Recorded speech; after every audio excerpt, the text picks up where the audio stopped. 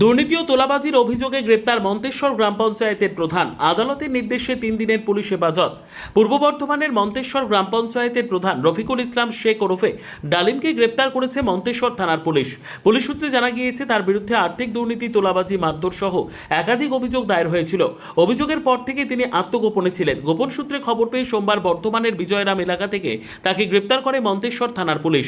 এদিকে স্থানীয় বিজেপি নেতা চিন্ময় রায় ও বিজেপি কর্মীদের অভিযোগ, তৃণমূল কংগ্রেস ক্ষমতায় থাকাকালীন রফিকুল ইসলাম তার অনুগামীদের নিয়ে বিভিন্ন দুর্নীতির পাশাপাশি বিজেপি কর্মীদের ওপর হামলা ও হেনস্থা চালাতেন। সেই সময় প্রশাসনের কাছে অভিযোগ জানিয়েও কোনো কার্যকর পদক্ষেপ মেলেনি বলে তাদের দাবি। মন্তেশ্বর গ্রাম পঞ্চায়েতের প্রধান গ্রেপ্তার হয়েছে, এ সম্পর্কে আপনি কি বলবেন?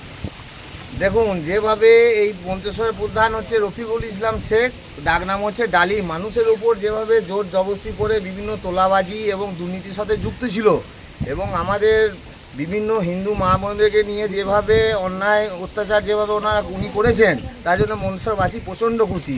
ওরও আরও কঠোর থেকে কঠোরতম শাস্তি হওয়া দরকার এবং আমাদের এই প্রশাসনের কাছে অনুরোধ রাখবো, প্রচণ্ড খুশি। ওরও আরও কঠোর থেকে কঠোরতম শাস্তি হওয়া দরকার এবং আমাদের এই প্রশাসনের কাছে অনুরোধ রাখবো, ওকে যেন খালি পায়ে কোমরে দড়ি বেঁধে গোটা অন্যান্য বিধানসভায় যেভাবে করা হচ্ছে সেভাবে এরকম চোর, আপাতমস্তক চোর, দুর্নীতিগ্রস্ত নেতা, তৃণমূলের নেতা ডালিম শেখ ওরফে রফিকুল ইসলাম শেখকে যেন মন্তেশ্বর বাজারে একবার পরিক্রমা করানো হয়। এতে মানুষ আরও আনন্দিত হবে এবং প্রশাসনের প্রতি ভরসা আরও বেড়ে যাবে। বর্তমান পরিস্থিতিতে তার বিরুদ্ধে একের পর এক অভিযোগ সামনে আসছে বলেও দাবি করেছেন তারা। অন্যদিকে গ্রেপ্তার হওয়া পঞ্চায়েত প্রধান রফিকুল ইসলাম শেখ তার বিরুদ্ধে ওঠা অভিযোগ নিয়ে কোনো মন্তব্য করতে চাননি। তিনি দাবি করেন, শারীরিক অসুস্থতার কারণে তিনি দীর্ঘদিন পঞ্চায়েতে উপস্থিত থাকতে পারেননি। মঙ্গলবার ধৃতকে কালনা আদালতে তোলা হলে তদন্তের স্বার্থে পুলিশ হেফাজতের আবেদন জানায় মন্তেশ্বর থানার পুলিশ।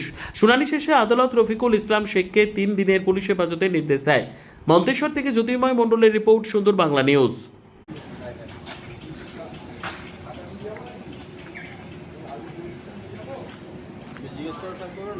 বলছি কি হচ্ছে কি, আপনার এতদিন চলে গিয়েছিলেন, কোথায় ছিলেন আর ধরলই বা কেন আপনাকে? মেডিকেল শরীর অসুস্থ ছিল, মেডিকেল ছুটিতে ছিল, এখন পর্যন্ত জানি না। আচ্ছা, আপনার বিরুদ্ধে অনেক অভিযোগ উঠেছে যে হচ্ছে কি তোলাবাজি, দুর্নীতি, কি বলবেন এই বিষয়ে? না, মন্তব্য করছি না। আপনি এতদিন তো পালিয়ে বেড়াচ্ছিলেন। না, আমি পালাইনি, আমি মেডিকেল চেকআপে ছিলাম, পালিয়ে কেন বেরোবো?